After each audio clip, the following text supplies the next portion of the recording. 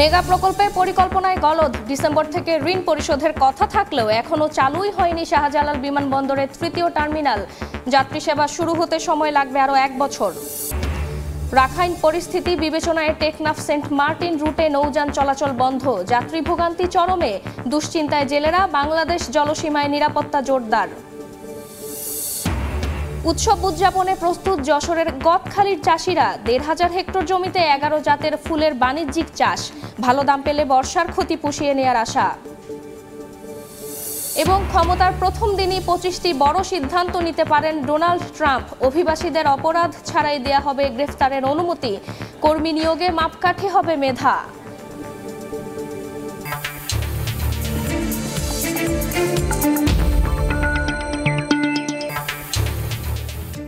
দেখছিলেন শিরোনাম। আমন্ত্রণ জানাচ্ছি দেশ ও দেশের বাইরের অর্থ বাণিজ্যের নানা খবর নিয়ে আমাদের নিয়মিত আয়োজন এ সময়ের বাণিজ্যে।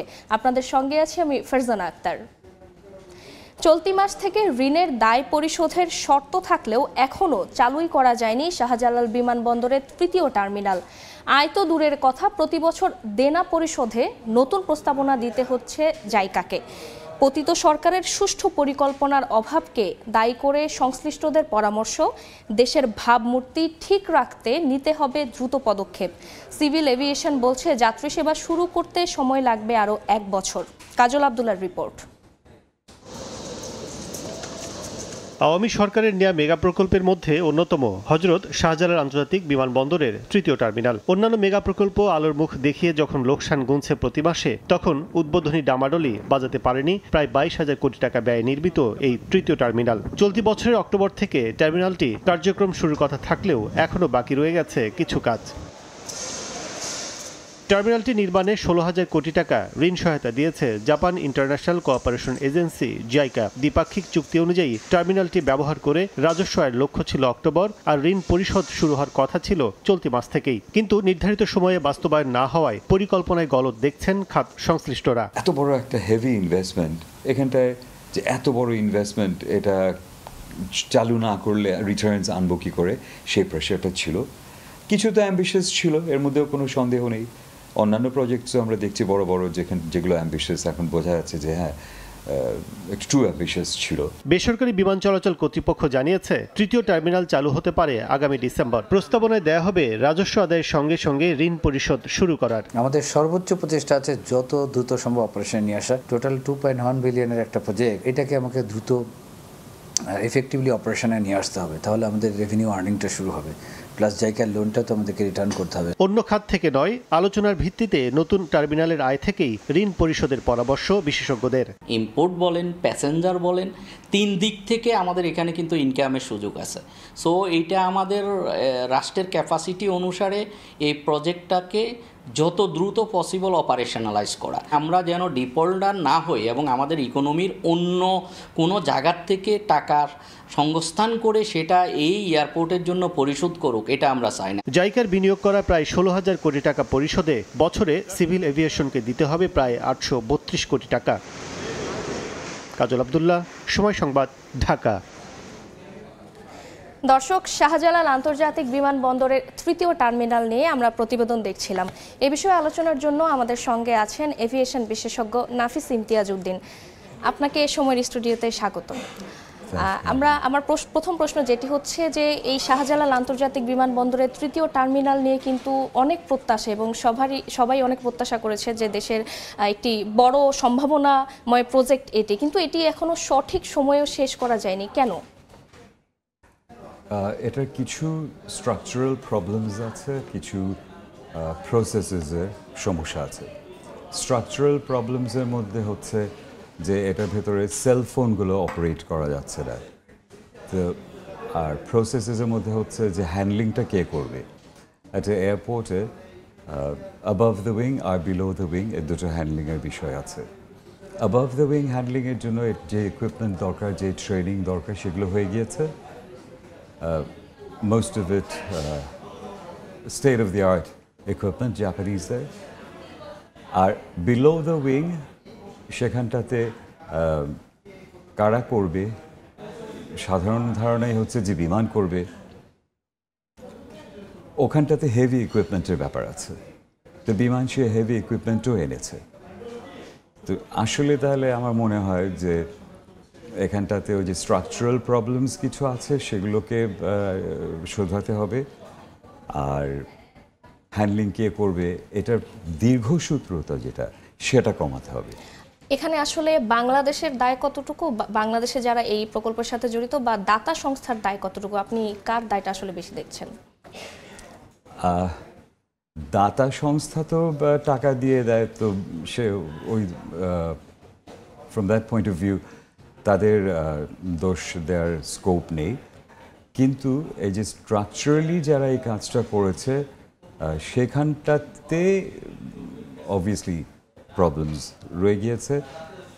আর বাংলাদেশের আমাদের তরফ থেকে যেটা সেটা হচ্ছে যে ওই হ্যান্ডলিং কে করবে এটা নির্ধারণ করতে পারছে না। অ্যান্ড এটা কিন্তু খুব একটা বিশাল সুকঠিন কাজ না।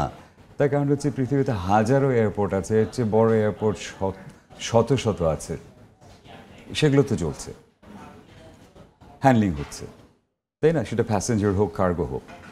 কিন্তু এখানটাতে যেই দীর্ঘসূত্রতাটা করা হয়েছে সেটা আমি মনে করি যে হওয়া উচিত হয়নি, এবং এখনও এটাকে খুব তাড়াতাড়ি রিজলভ করা যায়।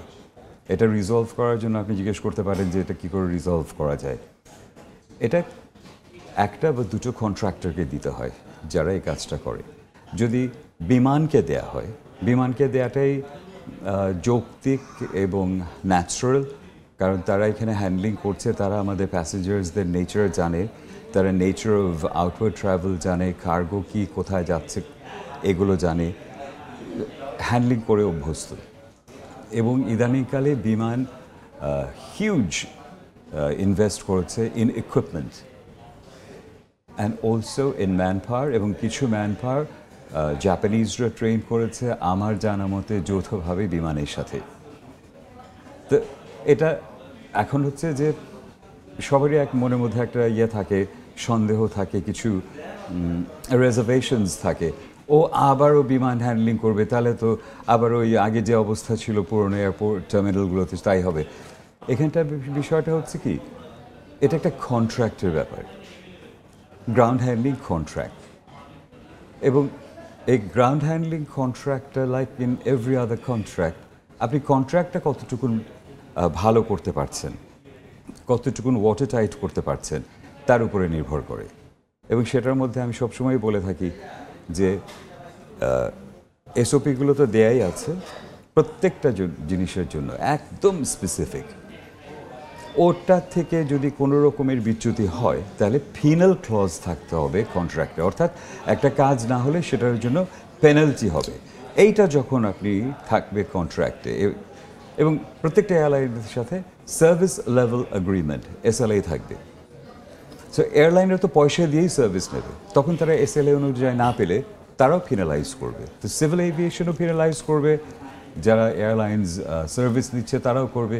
তাহলে সার্ভিস প্রোভাইডার এই তরফ থেকে গ্রাউন্ড হ্যান্ডলিং যে দিচ্ছে, হোক বিমান হোক অন্য কেউ, দিতে বাধ্য।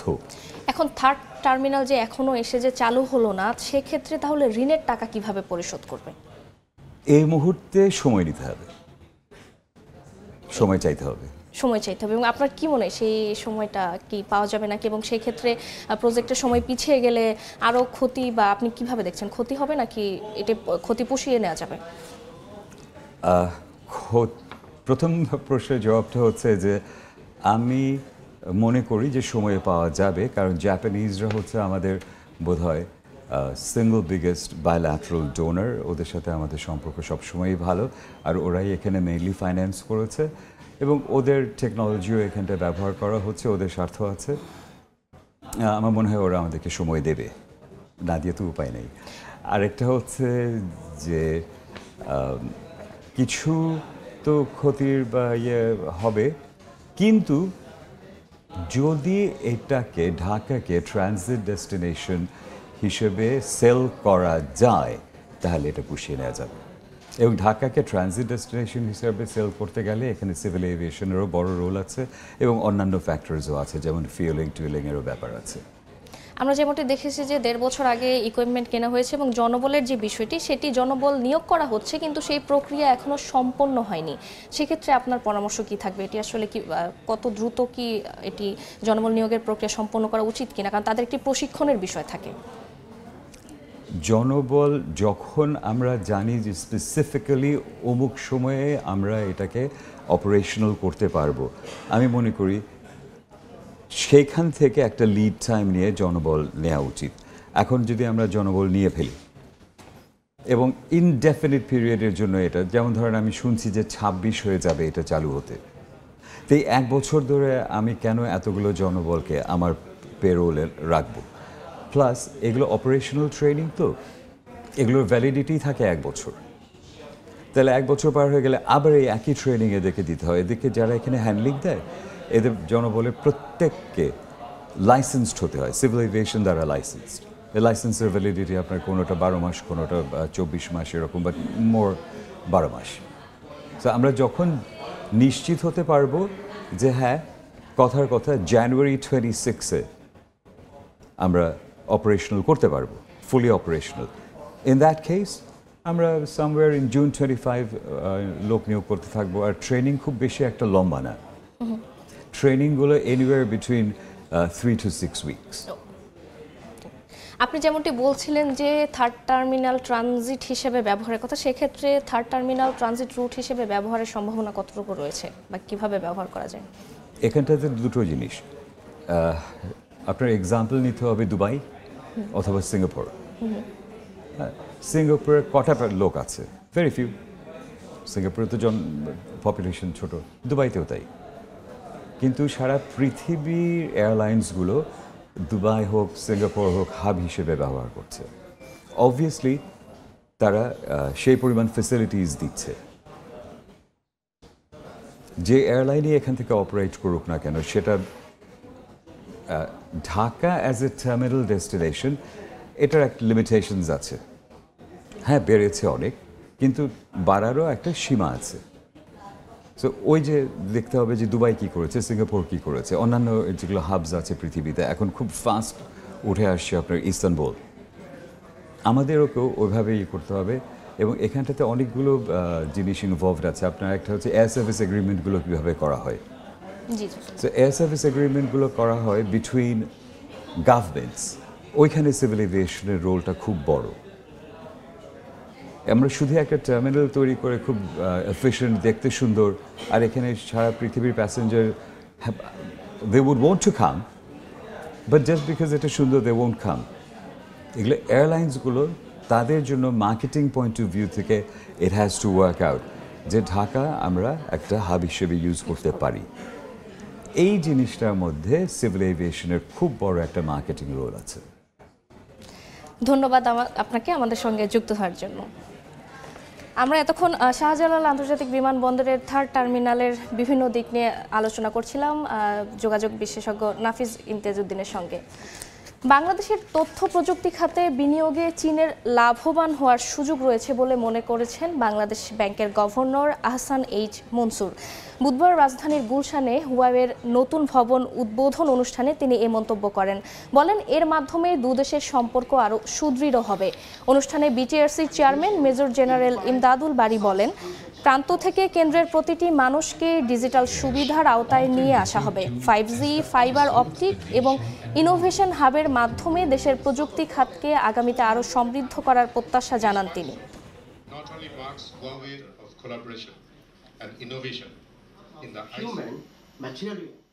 This is a country of about 17-18 crore people, or 170 million people. So that's a sizable population, $450 to $500 billion market. It is expanding. It has never contracted in the last 30-40 years. দেশের বাজারে ফের বাড়ল স্বর্ণের দাম। 22 ক্যারেটের প্রতি ভরির দাম বেড়েছে 1878 টাকা।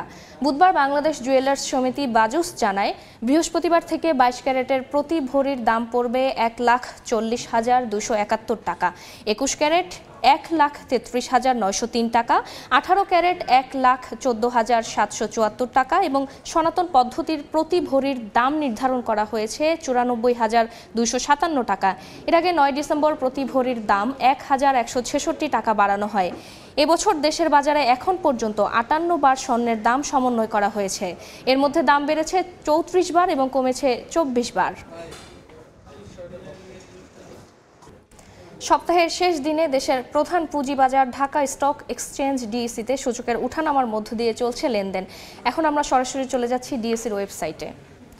আমরা গত কয়েকদিন ধরে যেমনটি দেখছিলাম যে পুঁজিবাজারের যে লেনদেন সেটি কিছুটা নিম্নমুখী ছিল এবং আজ যদি আমরা দেখি যে ডিএসই এক্স ইন্ডেক্স রয়েছে 5,142.65 পয়েন্টে এবং ডিএসই এক্স ইন্ডেক্স আমরা দেখছি ঊর্ধ্বমুখী রয়েছে এবং ডিএসই এক্স ইন্ডেক্স বেড়েছে 18.1559 এবং এরপর আমরা যেটি দেখছি ডিএসই এস ইন্ডেক্স অর্থাৎ সরিয়া সূচক সেটিও দেখছি আমরা ঊর্ধ্বমুখী এবং এই মুহূর্তে সেটি পয়েন্টে রয়েছে 1147.92 পয়েন্ট এবং সেটিও 5.8224 পয়েন্ট বেড়েছে এবং এরপর আমরা যেমনটি দেখছি ডিএস 30 ইন্ডেক্স সেটি এই মুহূর্তে অবস্থান করছে 1895.47 পয়েন্টে এবং সেটিও 6.05 পয়েন্ট বেড়েছে। অর্থাৎ আমরা যেমনটি দেখছি যে তিনটি সূচকই কিন্তু এই মুহূর্তে ঊর্ধ্বমুখী রয়েছে এবং এখন পর্যন্ত যদি আমরা বলি মোট শেয়ারের লেনদেন হয়েছে 100 কোটি টাকার মতো এবং এখন পর্যন্ত আমরা যেমনটি দেখছি 212টি কোম্পানির শেয়ারের মূল্য বেড়েছে, 83টি কোম্পানির শেয়ারের মূল্য কমেছে এবং 72টি কোম্পানি অপরিবর্তিত রয়েছে শেয়ার মূল্য। এবং আমরা যদি একটু গ্রাফের মাধ্যমে দেখাই আমরা যেমনটি দেখছি যে 10টায় শুরু হয়ে পুঁজিবাজারের লেনদেন বেড়েছে, কিছুটা বেড়েছে, এরপর 10:30টার দিকে এসে কিছুটা কমেছে এবং এরপর আমরা যেমনটি দেখছি যে ওঠানামার ভেতরে আছে এবং এখন 11টার পর আমরা যেমনটি দেখছি যে বেশ খানিকটা উঠেছে, অর্থাৎ এটি কিন্তু ওঠানামার মধ্যেই রয়েছে এবং এখন পর্যন্ত এটি আসলে এটি বর্তমান অবস্থা। এবং এখন আমরা চলে যাব টপ 20 শেয়ারের অবস্থান দেখতে মার্কেট আপডেটসে এবং আমরা সেটি দেখব যে আসলে টপ 20 শেয়ারের কি অবস্থা রয়েছে। আমরা যেমনটি দেখছি প্রথমেই রয়েছে ওরিয়েন্ট ইনফ্লেশন এবং এটির প্রতিটি শেয়ারের বর্তমান মূল্য আমরা দেখছি 320 টাকা এবং এটি এখন পর্যন্ত সর্বোচ্চ 320 টাকাতেই এটির প্রতিটি শেয়ার বিক্রি হয়েছে এবং সর্বনিম্ন 299.90 পয়সাতে এটি বিক্রি হয়েছে। এবং আমরা দেখছি 2 নম্বরে রয়েছে ওরিয়েন্ট ফার্মা এবং এটির বর্তমান শেয়ার মূল্য 37 টাকা 70 পয়সা এবং এটি সর্বোচ্চ 38 টাকা 30 পয়সায় 38 টাকা 30 পয়সায় এটির প্রতিটি শেয়ার বিক্রি হয়েছে এবং সর্বনিম্ন 36 টাকাতেও এটির শেয়ার হাত লেনদেন হয়েছে। এবং এরপর আমরা দেখছি ড্রাগন সোয়েটার লিমিটেড, এটির প্রতিটি শেয়ারের বর্তমান মূল্য 12 টাকা 10 পয়সা এবং আমরা দেখছি এটি সর্বোচ্চ 12 টাকা 40 পয়সায় এটির প্রতিটি শেয়ার বিক্রি হয়েছে এবং সর্বনিম্ন 11 টাকা 70 পয়সাতেও এটির শেয়ার বিক্রি হয়েছে। এরপর আমরা দেখছি 5 নম্বরে আমরা দেখছি সাইহাম কটন, এটির বর্তমান শেয়ার মূল্য প্রতিটি শেয়ারের মূল্য 16 টাকা 30 পয়সা এবং এটি সর্বোচ্চ 16 টাকা 50 পয়সায় এটির প্রতিটি শেয়ার বিক্রি হয়েছে এবং সর্বনিম্ন 16 টাকাতে এটির যে শেয়ার সেটির লেনদেন হয়েছে। তো এটি আমরা যেমনটি দেখছিলাম এটির আজ শেয়ারের যে পরিস্থিতি এবং আমরা গত কয়েকদিন ধরেই কিন্তু দেখছিলাম যে শেয়ারের যে সূচকের নিম্নমুখী প্রবণতা রয়েছে এবং সেক্ষেত্রে কিন্তু আমরা বলতে পারি যে বিনিয়োগকারীরা একটু আস্থা হারিয়েছেন, অর্থাৎ কিছুটা মন খারাপের মধ্যে রয়েছেন। কক্সবাজার টেকনাফ সেন্ট মার্টিন নৌপথে সব ধরনের নৌযান চলাচল বন্ধ করে দিয়েছে উপজেলা প্রশাসন। নিষেধাজ্ঞার কারণে ছাড়ছে না কোনো সার্ভিস ট্রলার ও স্পিড বোট। একই সঙ্গে সাগরে মাছ শিকারে যেতে পারছেন না জেলেরা। মিয়ানমারের রাখাইন রাজ্যের বর্তমান পরিস্থিতিতে ঝুঁকি বিবেচনায় এই সিদ্ধান্ত নেওয়া হয়েছে বলে জানিয়েছে স্থানীয় প্রশাসন। আর নাফ নদীর বাংলাদেশের জলসীমায় জোরদার করা হয়েছে নিরাপত্তাও। বিস্তারিত জানাচ্ছেন সুজাউদ্দিন রুবেল। মায়ানমারের আভ্যন্তরীণ সংঘাতের সীমান্ত এলাকা অনিরাপদ হওয়ার কারণে নৌযান চলাচল বন্ধ থাকিবে। টেকনাফ সীমান্তে চলছে মাইকিং। নাফ নদীর জলসীমায় মাছ শিকার কিংবা নৌযান চলাচল না করতে করা হচ্ছে সতর্ক। টেকনাফের বাসিন্দাদের বড় একটি অংশ মাছ ধরে জীবিকা নির্বাহ করে, কিন্তু সরকারি নিষেধাজ্ঞার কারণে ট্রলার নিয়ে নাপ নদী হয়ে যেতে পারছেন না সাগরে। নদীতে নোঙর করা রয়েছে ট্রলারগুলো। জেলেরা দুশ্চিন্তায় বসে রয়েছেন নদীর পাড়ে। আবার সতর্ক করে দিয়ে অসুবিধা আছে কিলো জালে দেখি যে পরিস্থিতি দরিয়া মারিয়ে দিলাম কেমন নেওয়া যায় আব্দুলিয়াতে নাকি নৌকা চলাচল বন্ধ করে দিয়ে দিছে, যেতে না পারলে আমরা তো খাওয়া দাওয়া সব অনাহার হয়ে যাবে। টেকনাফের কায়ুকখালী খাল, প্রতিদিনের মতো এই খাল থেকে সেন্ট মার্টিনের উদ্দেশ্যে ছেড়ে যায় সার্ভিস ট্রলার ও স্পিডবোট, যার জন্য লোড করা হয়েছিল মালামালও। যাত্রীরা ঘাটে আসলেও কোনো ট্রলার না ছাড়ায় আটকা পড়েন তারা। সেন্ট মার্টিনে যেতে পারেনি মালামালও। এটা আপাতত 4-5 দিনের জন্য স্থগিত করছে, ওই জন্য আমরা টেকনাফে আটকে পড়ে আছি। 2-1 দিনের জন্য খরচ নিয়ে আসি, তাহলে টাকা রুলা শেষ হয়ে গেছে, আজকে 5-6 দিনে তো যাইতে হবে না।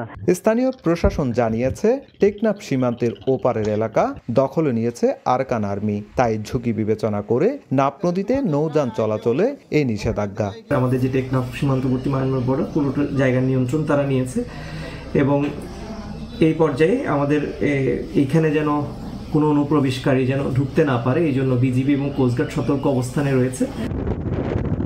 এমন পরিস্থিতিতে নাপ নদীতে টহল জোরদার করেছে বিজিবি ও কোস্টগার্ড। অনুপ্রবেশ রোধে সীমান্তে নিশ্চিত নিরাপত্তায় জলে ও স্থলে দেওয়া হচ্ছে টহল। সুজাউদ্দিন রুবেল, সময় সংবাদ, কক্সবাজার। দেখছেন এ সময়ের বাণিজ্য।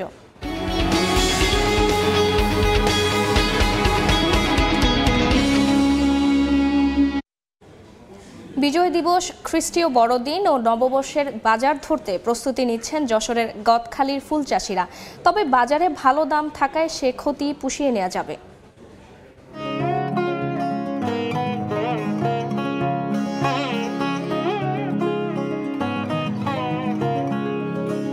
দিগন্তজোড়া সবুজ মাঠে হলুদ রঙের সমারোহ। যশোরের গদখালির বাগানে বাগানে শোভা পাচ্ছে গাঁদা, চন্দ্রমল্লিকা, গোলাপ, জারবেরা সহ হরেক রকম ফুল। আসন্ন বিজয় দিবস, বড়দিন, ইংরেজি নববর্ষ সহ নানা অনুষ্ঠান ঘিরে সারা দেশে ফুলের চাহিদার বড় যোগান আসে জেলাটি থেকে। মৌসুমের এই বাজার ধরে চাষিরাও নিয়েছেন ব্যাপক প্রস্তুতি। গাছে ফুল ধরে রাখতে ছেটানো হচ্ছে কীটনাশক, গোলাপ ফুলে পরানো হয়েছে বিশেষ ক্যাপ। এরই মধ্যে বাড়তে শুরু করেছে সব ধরনের ফুলের দাম। চাষিরা আশা করছেন বিজয় দিবসের আগে এই দাম আরো বাড়বে। টার্গেট আছে 1050, 40, 50 হাজার ইনশাল্লাহ আমাদের এই বাগান থেকে এই মৌসুমে ফুল বিক্রি করার আশা করি। 16 ডিসেম্বরে আমি 4-5 লাখ টাকার ফুল আমি বিক্রি করতে পারবো। এখন দাম ভালো আছে, সামনে 16 ডিসেম্বরে আর একটু দাম হবে। এবছর অতিবৃষ্টি এবং বর্ষা মৌসুম কিছুটা দীর্ঘায়িত হওয়ায় প্রভাব পড়েছে ফুল চাষে। তবে বাজারে ভালো দাম থাকায় সে ক্ষতি পুষিয়ে নেওয়ার আশা ফুল চাষে সংশ্লিষ্টদের। যে বাজার বর্তমান চলছে তাতে আমরা মনে করছি যে বাজার যদি এভাবে থাকে তাহলে আগামীতে আমরা ক্ষতি পুষিয়ে নিতে পারবো এবং এই 16 ডিসেম্বরকে ঘিরে এই ফুলের রাজ্য থেকে 3 কোটি টাকার ফুল বিক্রির সম্ভাবনা আছে। কৃষি বিভাগের তথ্য মতে যশোরের প্রায় 6000 চাষি 1500 হেক্টর জমিতে বাণিজ্যিকভাবে 11 ধরনের ফুল চাষ করেন। সময় সংবাদ, যশোর। এদিকে নওগাঁর বরেন্দ্র জনপদে জেঁকে বসেছে তীব্র শীত। গরম কাপড় কিনতে ফুটপাতের দোকানে ভিড় বেড়েছে নিম্ন আয়ের মানুষের। বিস্তারিত জানাতে সান্তাহার ফুটপাত পল্লীতে আছেন রিপোর্টার MR রকি। সরাসরি যাচ্ছি তার কাছে।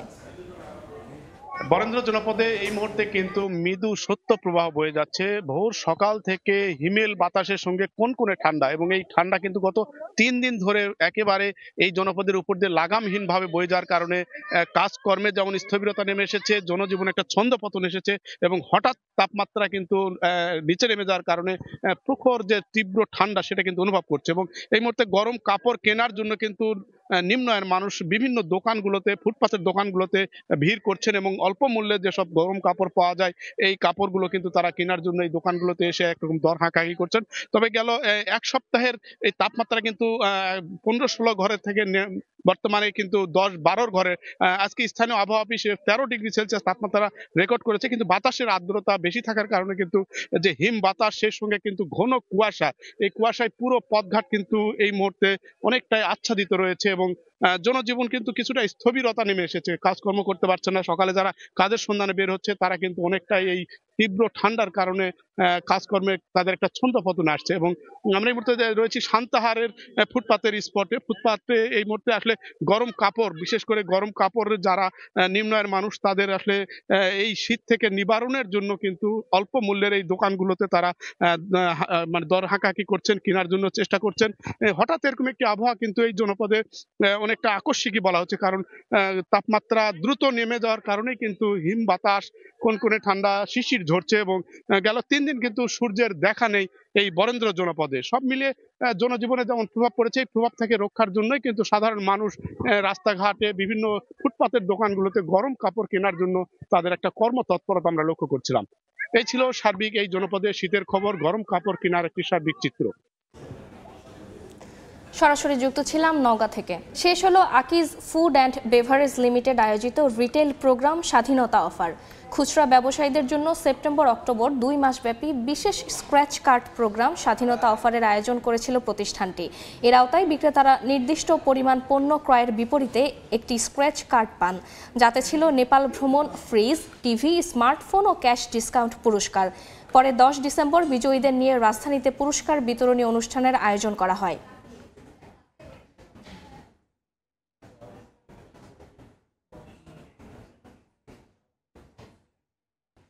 3.5 ঘন্টা বন্ধ থাকার পর সচল হলো ফেসবুক, ইনস্টাগ্রাম ও হোয়াটসঅ্যাপ। বুধবার রাত 12টায় মেটার জনপ্রিয় পরিষেবাগুলো বিশ্বজুড়ে ডাউন হতে শুরু করে। প্রথম দিকে 10,000-এরও বেশি ব্যবহারকারী ফেসবুক ব্যবহারে সমস্যায় পড়েন। ডাউন ডিটেক্টর জানায় 1 ঘন্টার মধ্যে তা বেড়ে লাখের অধিক হয়ে যায়। এছাড়া শুরুতে 7,500-র বেশি মানুষ ইনস্টাগ্রাম ব্যবহার করতে গিয়ে সমস্যায় পড়েন, পরে তা বেড়ে 64,000 ছাড়িয়ে যায়। হোয়াটসঅ্যাপ ব্যবহারে সমস্যায় পড়েন 12,000-এরও বেশি। এছাড়া মেসেঞ্জারও ব্যবহার করতে পারেননি 14,000-এরও বেশি ব্যবহারকারী। এ বিষয়ে মেটা কর্তৃপক্ষ এক্স সহ বিভিন্ন সামাজিক যোগাযোগ মাধ্যমে দুঃখ প্রকাশ করে বার্তা দেয়।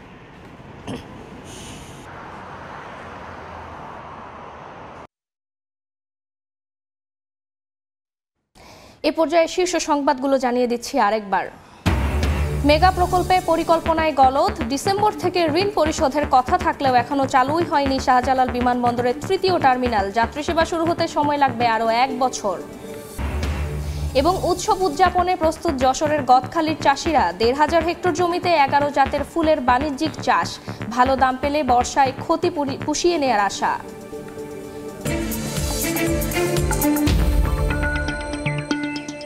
এই ছিল এ সময়ের বাণিজ্যে, সঙ্গেই থাকুন সময়ের।